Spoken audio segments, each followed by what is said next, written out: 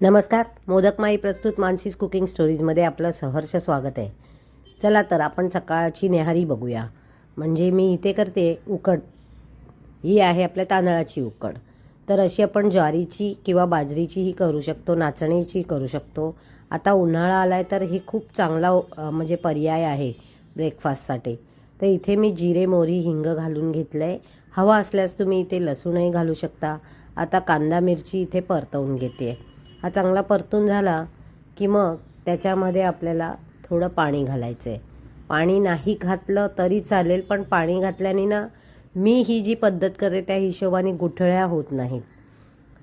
हे पहा, आता इथे परतून झालं की ह्याच्यामध्ये आपण हळद घालून घ्यायची आहे, मीठ पण घालायचं आहे बरोबरीने. अगदी छान व्यवस्थित परतून घेते. तोपर्यंत तुम्ही लाईक, शेअर, सबस्क्राईब नक्की करा, कारण की त्याची गरज मलाही आहे, तशीच तुम्हालाही नवीन नवीन डिशेस बघायला मिळतील. तर चला पटकन करताय ना सबस्क्राईब.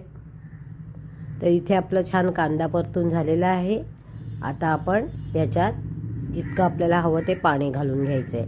मी हे एकटी पुरता करते त्यामुळे ह्याची कन्सिस्टन्सी कमी घेतलेली आहे. इथे आता मी 1 चमचाभर दही घेतलं आहे. म्हणजे मी मोठाच चमचा घेतला आहे, तो भरून असा दही घेतलेला आहे. हे चांगलं व्यवस्थित फोडून म्हणजे असं त्याच्या दही पण फेटून घेऊन त्यामध्ये मी तांदळाचं पीठ घातलं आहे.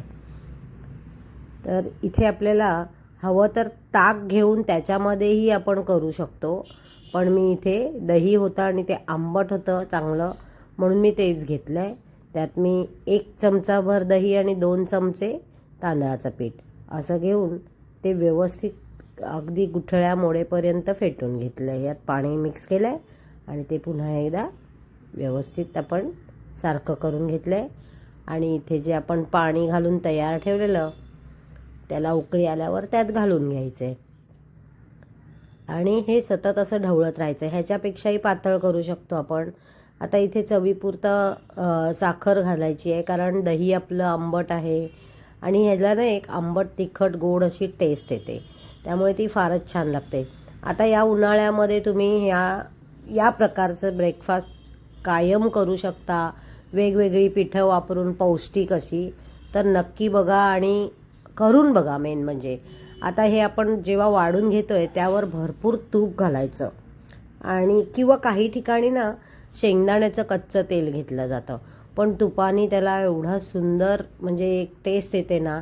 नक्की करून बघा. चला तर भेटूया उद्याच्या भागात. तोपर्यंत इथेच थांबते. बाबा, एन्जॉय.